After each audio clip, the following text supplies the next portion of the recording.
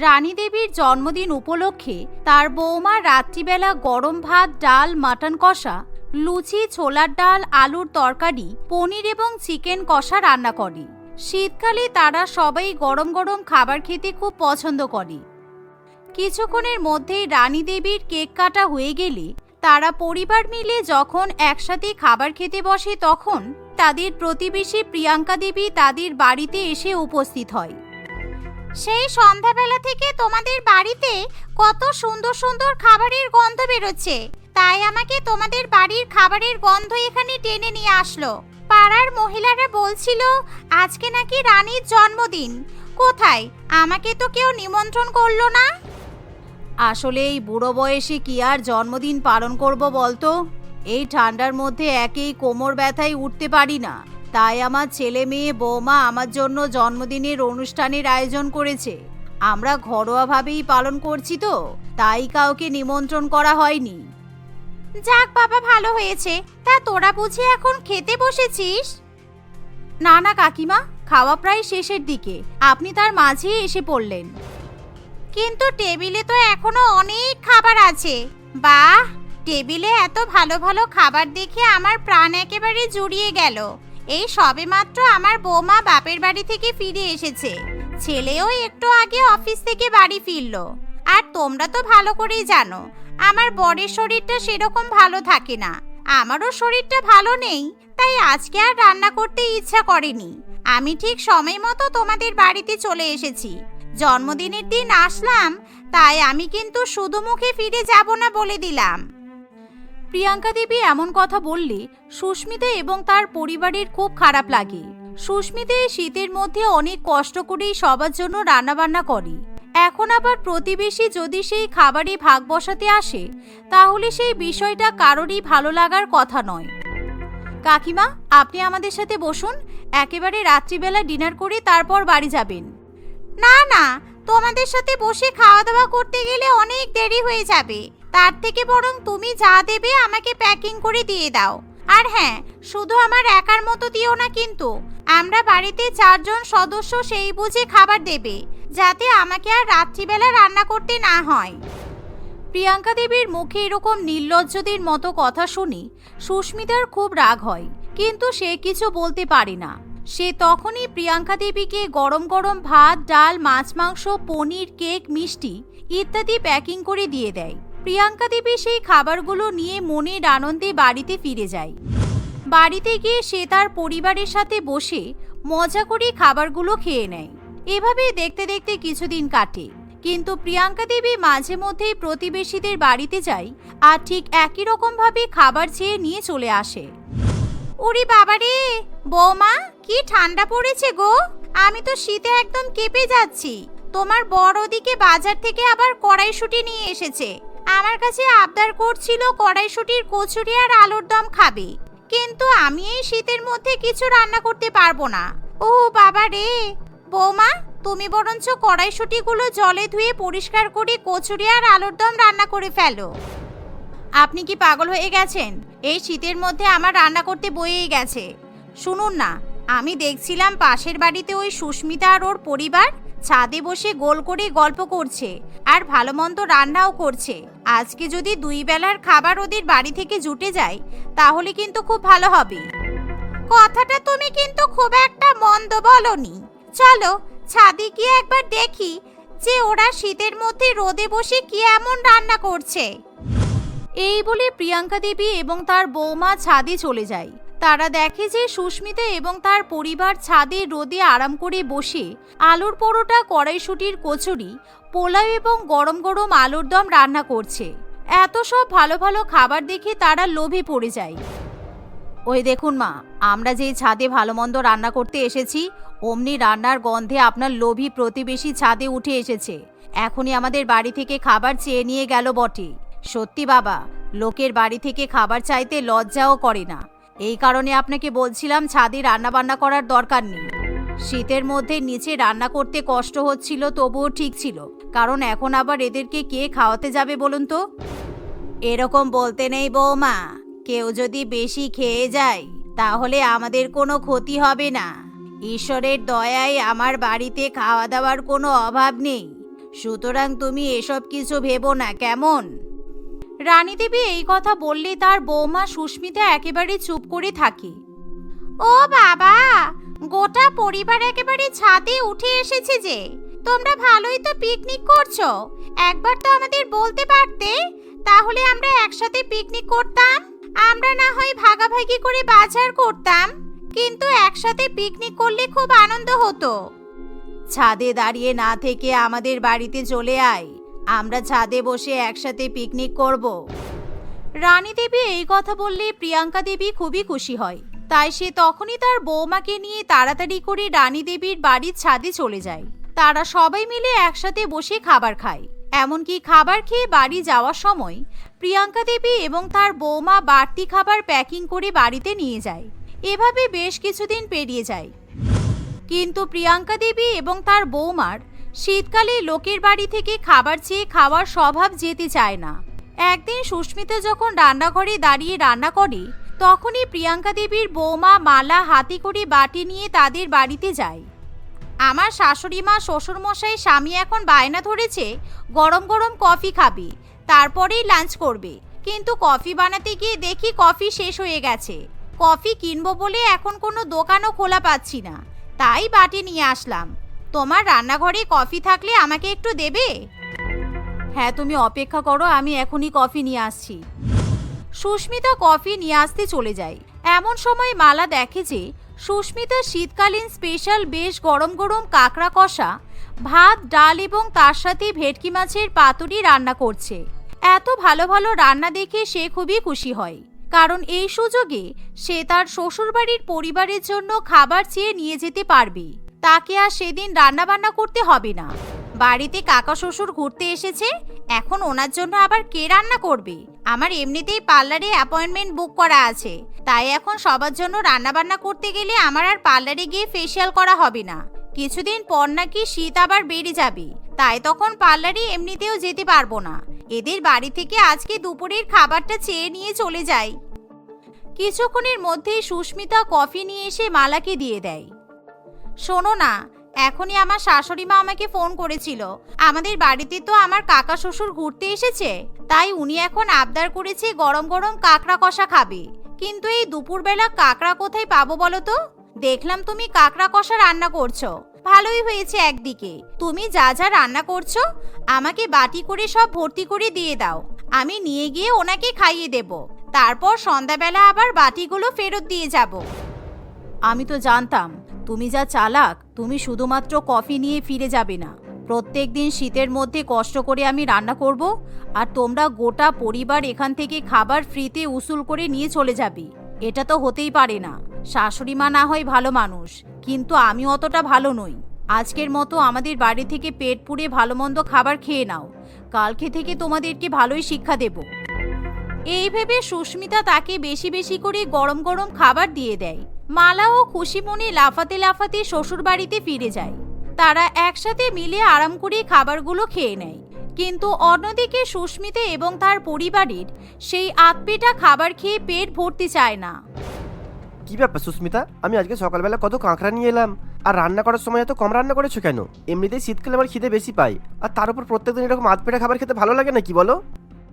তুমি হয়তো ভুলে যাচ্ছ, প্রত্যেকদিন আমাদের প্রতিবেশী আমাদের কাছ থেকে ফ্রিতে খাবার চেয়ে নিয়ে যায়, সেই কারণে আমাদের খাবার কম পড়ছে। আমার তো কিছু করার নেই, শীত পড়তে না পড়তেই নির্লজ্জের মতো খাবার চাইতে চলে আসবে। এগুলো যদি বেশি দিন চলে তাহলে কিন্তু আমাদের দেউলিয়া হয়ে যেতে হবে। সুস্মিতা এই কথা বললে তার শ্বশুরবাড়ির পরিবার এবার চিন্তায় পড়ে, কারণ বিষয়টা মোটেই ভালো নয়। এভাবে দেখতে দেখতে আরও কয়েকটা দিন পেরিয়ে যায়। সুস্মিতা এবার একটা জোরদার প্ল্যান করে, যাতে ব্যাপারটা এবার বন্ধ করা যায়। একদিন সুস্মিতা বাড়িতে একেবারে মহারাজা ভোজের আয়োজন করে। সে pulao, biryani, fried rice, mutton, chicken, paneer, বিভিন্ন রকমের মাছ, মিষ্টি ইত্যাদি তৈরি করে।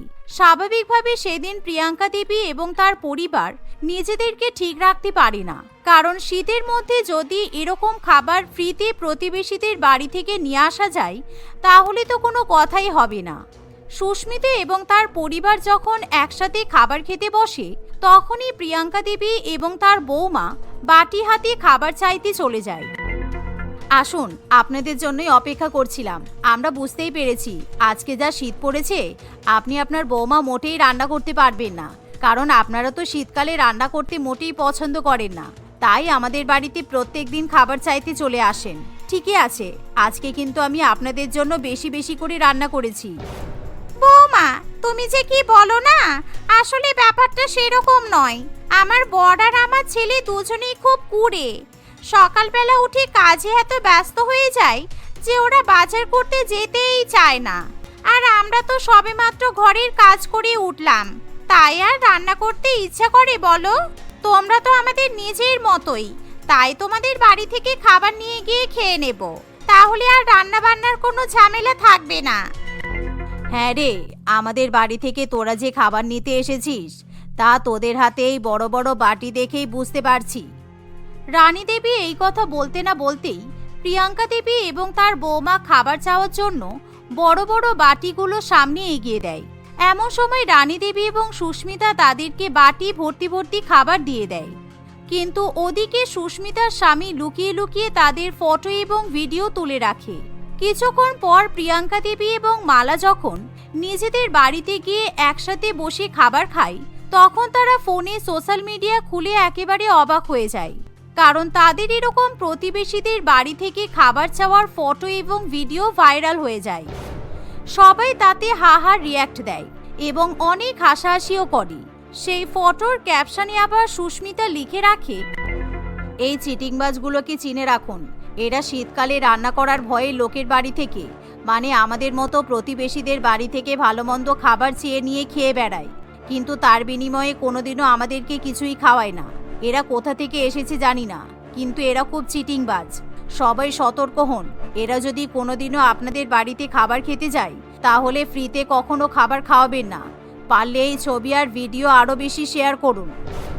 এরকম ফটো এবং ভিডিও ভাইরাল হয়ে যাওয়ার ফলে প্রিয়াঙ্কা দেবী এবং তার পরিবার কোথায় মুখ লুকাবে কিছুই বুঝে উঠতে পারে না, কারণ শীতের মধ্যে রান্নার ভয়ে লোকের বাড়ি থেকে খাবার চাওয়ার ফলে যে এত বড় বিপদ হতে পারে সেটা তারা কখনোই কল্পনা করতে পারেনি।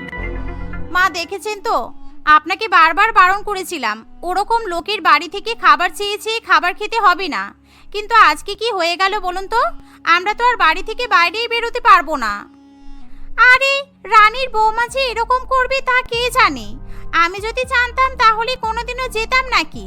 শীতকালে রান্না করার ভয়ে ওদের বাড়ি থেকে আরাম করে চেয়ে চেয়ে খাবার খেয়েছি, তার জন্য যে এরকম বিপদ হবে আমি সত্যিই ভাবতে পারিনি।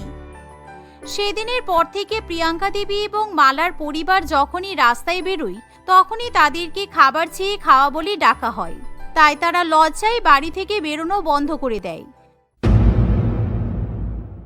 ফাল্গুনী দেবী তার দুই ছেলে, বড় ছেলে বিপ্লব এবং ছোট ছেলে সৌরভের সঙ্গে বাস করত। দেখুন দিদি, এখানে 4-5টা মেয়ের ফটো আছে। কোন মেয়েটাকে আগে পছন্দ দেখুন তো, তারপর আমি সবার ব্যাপারে এক এক করে বলবো। আগে ফটো দেখে পছন্দ করুন। না না ঘটক মশাই, ফটো দেখার কোনো প্রয়োজন নেই। আমার বড় ছেলের বিয়ে দেওয়ার কারণ হলো এখন আমাদের টাকার প্রচুর দরকার। এই মেয়েগুলোর মধ্যে কোন মেয়ের বাবা সবচেয়ে বেশি যৌতুক দিতে পারবে আপনি সেটা আগে বলুন, তারপর আমি ফটো দেখব। আসলে যৌতুকের টাকা নিয়ে দুই ছেলেকে একটা ভালো ব্যবসা করে দেব, আর তারই সঙ্গে আমাদের এই বাড়িটাও মেরামত করব। আচ্ছা, তাহলে এখানে যৌতুকটাই মেন কথা, তাই তো? ঠিক আছে, আপনি এই মেয়েটাকে দেখতে পারেন। এর নাম হলো মেধা। মেধা মেয়েটা দেখতে খুবই কালো, আর সেই জন্য এর বাবা মা অনেক টাকা যৌতুক দেওয়ার জন্য রাজি হয়েছে। দেখুন ফটোটা। কই দেখি। হ্যাঁ তাই তো, এই মেয়েটা তো বড্ড কালো। তার মানে আমরা বড্ড বেশি টাকা যৌতুক চাইতে পারবো, তাই তো? আপনি কথা বলুন, এই মেয়ের বাবা যদি 20 লক্ষ টাকা যৌতুক দিতে পারে তাহলে আমাদের এই বিয়েতে কোনো অসুবিধা নেই। এভাবে 20 লক্ষ টাকার লোভে ফাল্গুনী দেবী তার বড় ছেলে বিপ্লবের সঙ্গে মেধার বিয়ে দিয়ে দেয়। যৌতুকের টাকা নিয়ে বাড়ির দুই ছেলে একটা ভালো ব্যবসা শুরু করে এবং তারা তাদের পুরানো বাড়িটাও ভালোভাবে মেরামত করে। বেশ কয়েকদিন কেটে যায়। ফাল্গুনী দেবী যেহেতু টাকার লোভে মেধাকে তাদের বাড়ির বৌমা করে এনেছিল, সেই জন্য তাকে সে মন থেকে মেনে নিতে পারছিল না। তার কারণ একটাই ছিল, মেধার গায়ের কালো রং। তাই ফাল্গুনী সবসময় মেধার উপর অত্যাচার করত। তার গায়ের কালো রঙের জন্য তাকে অপমান করত এবং ছোট করত। মেধা সবকিছুই মুখ বুঝে সহ্য করত। দেখতে দেখতে 1 বছর কেটে যায়। মেধা দুটো যমজ মেয়ের জন্ম দেয়। এই বাবা কালী, তুই তো তোর মতোই দুটো কালো কালো মেয়ের জন্ম দিয়েছিস। ছি ছি ছি, এরকম কালো কালো মেয়ে আমাদের এই বাড়িতে এসে জুটলো। তোর জন্য আমাদের বংশটাই কালো হয়ে গেল। মা, এমন বলছেন কেন? ছেলে মেয়ে কালো হবে নাকি ফর্সা হবে এটা তো সম্পূর্ণ উপরওয়ালার হাতে থাকে। আপনি সবসময় এরকম উল্টোপাল্টা কথা বলবেন না। চুপ কর, তুই মুখটা বন্ধ রাখ। আমি কি বলবো না বলবো সেটা তুই আমাকে শিখিয়ে দিবি? যা, তোর কালো মেয়ে দুটোকে নিয়ে আমার চোখের সামনে থেকে দূর হয়ে যা। তোরা সবসময় আলাদা ঘরে থাকবি। আমার এরকম কালো কালো নাতনির কোনো দরকার নেই। মেধা তার 2 মেয়েকে নিয়ে অন্য ঘরে চলে যায়। ফাল্গুনী দেবী মনে মনে ভাবে, না, একবার ভুল করেছি, কিন্তু আর নয়। আমার ছোট ছেলের বিয়ে আমি একটা ফর্সা মেয়ের সঙ্গেই দেব। হ্যাঁ, যৌতুক পাবো না ঠিকই, কিন্তু তবুও ফর্সা ফর্সা নাতি নাতনি তো পাবো। দেখি তো ঘটক মশাইকে একটা ফোন করে। ফাল্গুনী দেবী ঘটক মশাইকে তার ছোট ছেলে সৌরভের জন্য একটা ফর্সা মেয়ের সন্ধান করতে বলে। কিছুদিনের মধ্যেই ঘটক মশাই রূপা নামে একটি সুন্দর ফর্সা মেয়ের সন্ধান দেয়। ফাল্গুনী দেবী আর কোনো কিছু চিন্তা না করে তার ছোট ছেলে সৌরভের সঙ্গে রূপার বিয়ে দিয়ে দেয়। ফাল্গুনী আগে থেকেই মেধার উপর অত্যাচার করত, আর এখন তো ছোট বৌমাও তার সঙ্গে লেগে পড়ে। দুজনে মিলে মেধার উপর খুবই অত্যাচার করে। এরকম ভাবে আরো 1 বছর কেটে যায়। ছোট বৌমা রূপা একটা সুন্দর ফুটফুটে ফর্সা মেয়ের জন্ম দেয়। ফাল্গুনী দেবী তার ফর্সা নাতনিকে পেয়ে বেজায় খুশি হয়। এই তো আমার ঘরের লক্ষ্মী চলে এসেছে। আমি আমার নাতনিকে রানী করে রাখবো। হ্যাঁ, আর কালীর কালো 2 মেয়ে আমার ফর্সা নাতনির চাকর হবে। আজ থেকে আমি আমার নাতনির নাম রাখলাম রানী। একদম আমার মতো সুন্দর ফর্সা হয়েছে। আজকে আমি খুব খুশি। আমি আজকে আমাদের এলাকায় সবাইকে মিষ্টি খাওয়াবো। এভাবেই ফাল্গুনী প্রথম থেকেই তার ছোট ছোট নাতনিদের মধ্যে ভেদাভেদ করা শুরু করে দিয়েছিল। ফাল্গুনী কখনোই রিয়া আর প্রিয়া 2 যমজ বোনকে নিজের নাতনি বলে মনেই করত না। সে সবসময় রানীকে খুবই ভালোবাসতো। রানী তার মা এবং ঠাকুমার মতোই হয়েছিল। সে ছোট হলেও রিয়া এবং প্রিয়াকে যখন তখন খুব মারধর করত। রিয়া, প্রিয়া এবং রানী 3 বোনই একই স্কুলে পড়াশোনা করত। রিয়া এবং প্রিয়া পড়াশোনার পাশাপাশি খুবই ভালো ড্রয়িং করতে পারত, আর তাই রানী সবসময় তাদের 2 বোনের উপর হিংসা করত। এমনই একদিন রিয়া এবং প্রিয়া 2 বোন একসঙ্গে ড্রয়িং করছিল। তখন সেখানে রানী এসে বলে, এই তোরা কি করছিস? আমরা ড্রয়িং করছি। কদিন পর আমাদের স্কুলে ড্রয়িং কম্পিটিশন আছে, তো আমরা ড্রয়িং কম্পিটিশনে পার্টিসিপেট করব বলে 2 বোন মিলে প্র্যাকটিস করছি। তুই ড্রয়িং কম্পিটিশনে নাম দিবি না? হ্যাঁ, নাম দেব, কিন্তু আমার কাছে কালার পেন্সিল নেই, তাই তোদের কাছ থেকে আমি কালার পেন্সিল নিতে এসেছি। কিন্তু আমাদের তো 2 বোনের একটাই সেট কালার পেন্সিল আছে, আমরা দুজন মিলে ইউজ করি। তাহলে আমাদের হয়ে গেলে তোকে দেব। না, এইভাবে দিলে হবে না। আমাকে এখনই পুরো সেটটাই দিতে হবে, আর কিছুক্ষণের জন্য নয়, একদম পুরোপুরি দিতে হবে। দে বলছি, দে। তোদের ড্রয়িং কম্পিটিশনে পার্টিসিপেট করতে হবে না, আমি ড্রয়িং কম্পিটিশনে পার্টিসিপেট করব। না, আমরা রং পেন্সিল দেব না, আমার মা এটা আমাদের কিনে দিয়েছে। রিয়ার কথা শুনে রানী খুব রেগে যায় এবং সে রিয়া এবং প্রিয়া দুজনকেই মারতে থাকে। তখন সেখানে তাদের ঠাকুমা ফাল্গুনী দেবী আসে। ঠাম্মা, দেখো না, রানী আমাদের দুজনকে মারছে। ও আমাদের কাছ থেকে জোর করে আমাদের কালার পেন্সিল কেড়ে নিচ্ছে। ঠাম্মা, আমাকে এখনই কালার পেন্সিলগুলো চেয়ে দাও। আমাদের স্কুলে ড্রয়িং কম্পিটিশন আছে, আর আমি চাই না এরা পার্টিসিপেট করুক, কারণ এরা দুজনে খুব ভালো ড্রয়িং করতে পারে। এরা দুজনে ড্রয়িং কম্পিটিশনে পার্টিসিপেট করলে আমি হেরে যাব। তুই চিন্তা করছিস কেন? আমি আছি তো। আমি এদের ড্রয়িং কম্পিটিশনে কিছুতেই পার্টিসিপেট করতে দেব না। এই, তোদের কালার পেন্সিলগুলো দে আমাকে। দুজনেরই মুখখানা কালো কয়লার মতো দেখতে, তোরা আবার কালার পেন্সিল নিয়ে কি করবি? তোদের জীবন তো এমনিতেই কালো, তোদের জীবনে রঙের কোনো প্রয়োজন নেই। দে বলছি। ফাল্গুনী দেবী জোর করে রিয়া এবং প্রিয়ার রং পেন্সিল রানীকে দিয়ে দেয়। রানী খুবই খুশি হয়। এবার তুই খুশি তো মা? তোর আর কোনো চিন্তা নেই, তুই একদম নিশ্চিন্তে থাক। তুই যেরকম ফর্সা সুন্দর, তোর ড্রয়িংও সেরকমই রঙিন সুন্দর হবে। আর এই দুই কালো পেতনি নিজেরা তো অসুন্দর, এদের কোনো কাজই সুন্দর হবে না। চল, এদের মুখ দেখলে তোর ড্রয়িং খারাপ হয়ে যাবে। এই বলে ফাল্গুনী দেবী রানীকে নিয়ে চলে যায়। দুই বোন কান্নাকাটি করতে থাকে। তখন সেখানে তাদের মা আসে। তারা তাদের মাকে সব বলে। আরে তোরা কাঁদছিস কেন এভাবে? রানী তোদের ছোট বোন হয়তো, ওর কাছে রং পেন্সিল ছিল না, তাই হয়তো তোদের কাছ থেকে নিয়েছে। তোরা দুজনে তো ওর দিদি হোস, ছোট বোন কালার পেন্সিল নিয়েছে বলে রাগ করতে নেই। না মা, ওর কাছে আগে থেকেই কালার পেন্সিল ছিল। তুমি আর বাবা আমাদের যখনই কালার পেন্সিল কিনে দাও, ও ঠাম্মিকে বলে আমাদের কাছ থেকে নিয়ে নেয়। ও চায় না আমরা ড্রয়িং করি। কারোর ইচ্ছা শক্তি প্রবল হলে কেউ কোনোদিনও বাধা দিতে পারে না মা।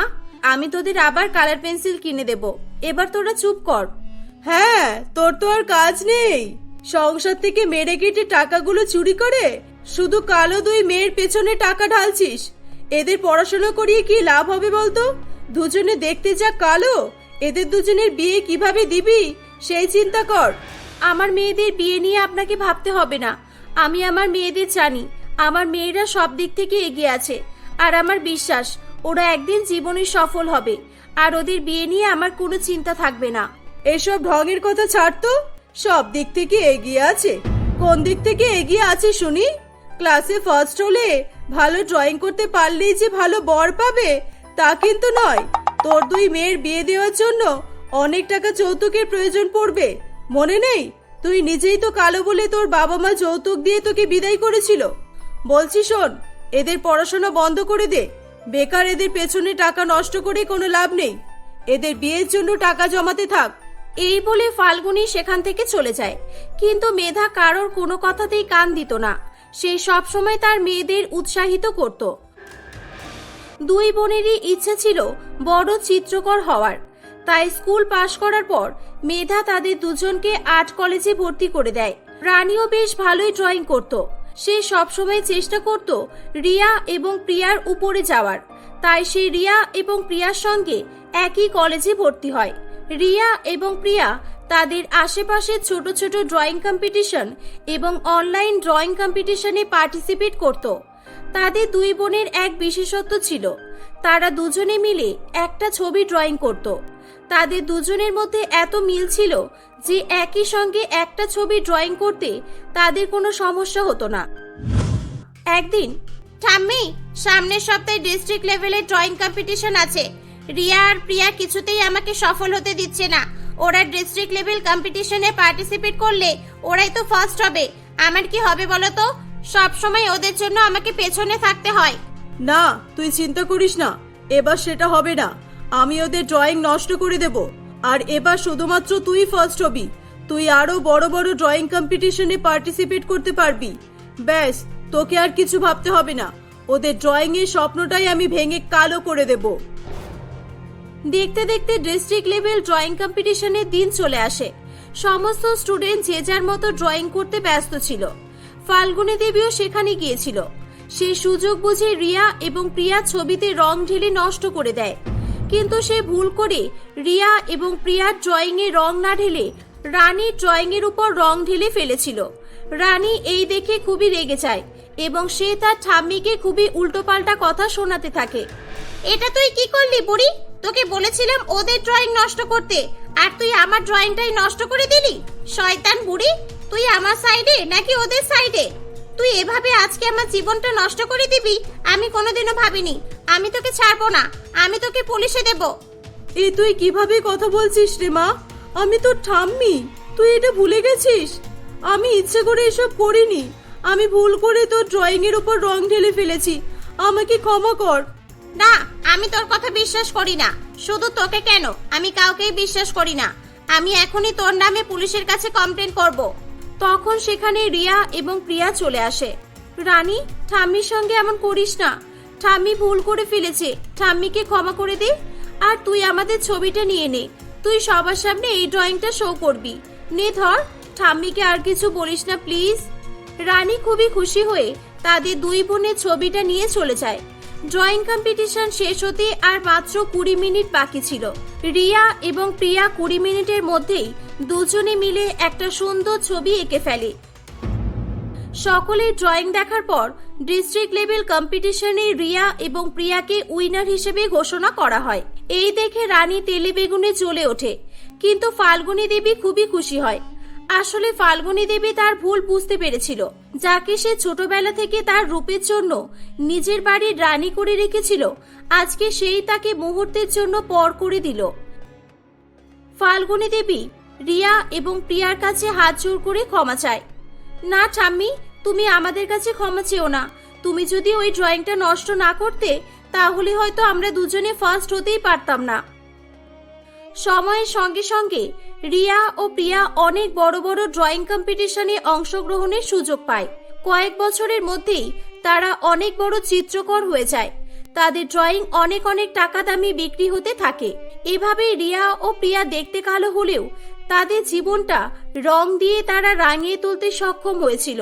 অন্যদিকে রানী জীবনে কিছুই করতে পারে না। সে সারা জীবন রিয়া এবং প্রিয়ার উপর হিংসা করতেই থেকে যায়।